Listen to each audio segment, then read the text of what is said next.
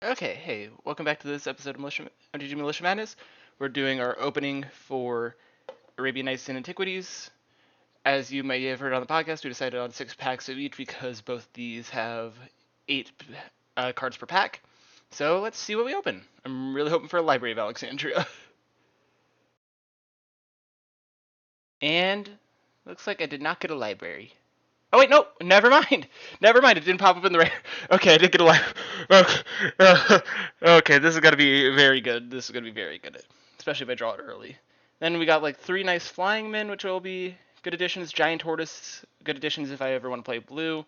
Card I can't play because it's insensitive and is not covered up here. Then we got oubliette, which will be very nice for what I'm currently running. Then ruck eggs are also pretty good because we can gum up the board and make it so that also, and then get flyers out of it. Also very nice with the pestilence build. We can sack these off and make them into 4/4s, so that'll be very nice. Ollie from Cairo could be tech eventually. I don't think it's doing anything now. Juzam Jin though, Juzam Jin, Juzam Jim Jin, very good. 5/5. So gonna be very good stats and beating down. Old Man at Sea could be good later, but I don't think it's doing anything right now. Erg Raiders is probably gonna be a little nicer than a lot of the 2/2s and stuff we were running last week, especially because that meant that we were having to play harder red. So yeah, I think we can do some interesting stuff with this. Now, I'll see you in the Antiquities pack, and we'll see what's going on.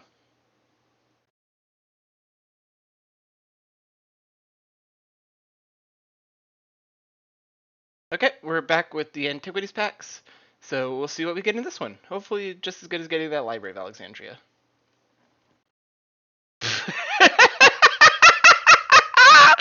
A playset of Strip Mine!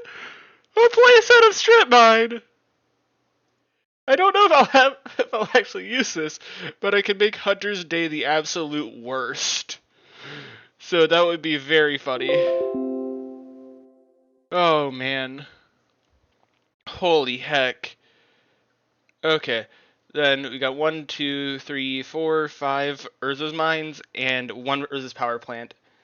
And no towers. So we're not going to be able to do Tron stuff, but hey, maybe down the line when we get towers, like this amount of mines could actually mean that it will be mildly relevant.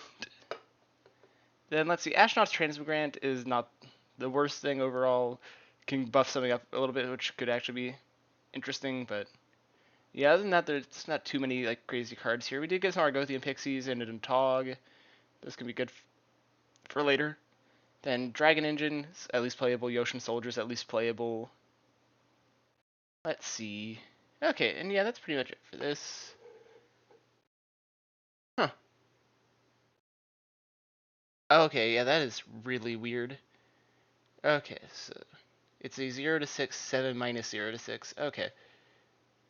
So if you set it to 3, it'll be a 3/4. Okay, that is not very good at 6 mana. Sorry, I was just like, Shapeshifter is a weird card, and we didn't really cover it when we were talking about it, so I didn't even really know what it did. But yeah, so we didn't get like much actually to do right now, but along the time, 4 Strip Mine will be very funny to try and pull out at some point. So yeah, see you in the deck build. Okay, so we are back with my deck. So notably, I have added the couple of cards that we got from last week's prizes, which are the Sun Gear Vampire and the Soul Ring, which that should add a lot more top end and just kill ability to my deck because a 4/4 flyer that will get bigger. Very nice. Then we added the 3 Ruck Eggs from this week, which will help with more getting into the air. Also, I added Pestilence, the second Pestilence to the main deck to help synergize with that. We have the Oubliette because it's just insane. Then we got the Juzam Jin, because 4 mana 5/5 should hopefully just beat down at a pace that is hard to deal with.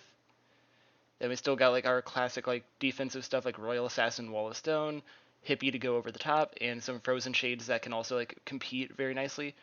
Got the Urg Raiders replacing some of the 2-drop, because being a 2/3 is very nice.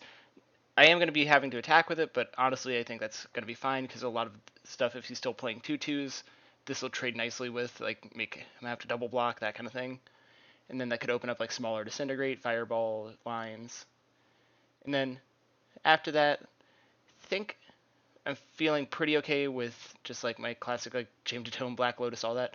Got the Library of Alexandria in here, so hopefully if like I get that in like turn 1, I can just run away with the game by being constantly ahead on cards.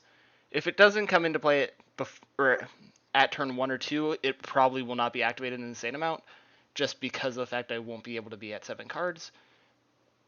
But it's still a pretty insane card, so we're running it. And yeah, we'll see how this treats us, and I'll see you in the gameplay. Make sure you do all the good stuff, like, share, subscribe, all that. Yeah.